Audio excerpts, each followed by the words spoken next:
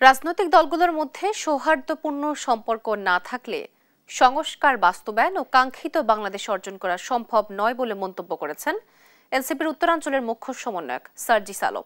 সোমবার সন্ধ্যায় বিএনপি চেয়ারপারসনের গুলশান কার্যালয়ে দলটির প্রতিষ্ঠাবার্ষিকী উপলক্ষে শুভেচ্ছা জানাতে যান এনসিপি নেতারা। এ সময় সার্জিস আলম এ মন্তব্য করেন।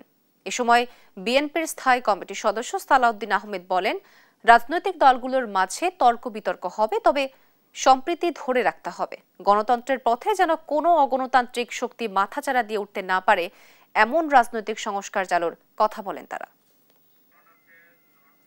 মাঠে আমরা যে রকমই তর্ক বিতর্ক বক্তৃতা দেই না কেন, এই রাজনৈতিক সংস্কৃতি আমাদের মধ্যে চালু থাকতে হবে যে আমরা পরস্পর তর্ক করব, বিতর্ক করব, ভিন্নমত পোষণ করব, কিন্তু সৌহার্দ্যমূলক আলাপ আলোচনার ভিত্তিতে পারস্পরিক শ্রদ্ধা, পারস্পরিক আলোচনা এটা চালু থাকবে।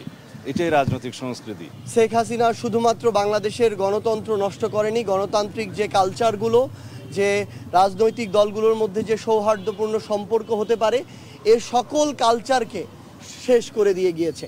আমরা মনে করি যে আগামীর বাংলাদেশের যে কাঙ্ক্ষিত অগ্রগতি আমরা যে প্রত্যাশা করি, এই অগ্রগতির অন্যতম একটি অগ্রগতি হওয়া উচিত যে আমাদের রাজনৈতিক দলগুলোর মধ্যে এই সৌহার্দ্যপূর্ণ সম্পর্ক।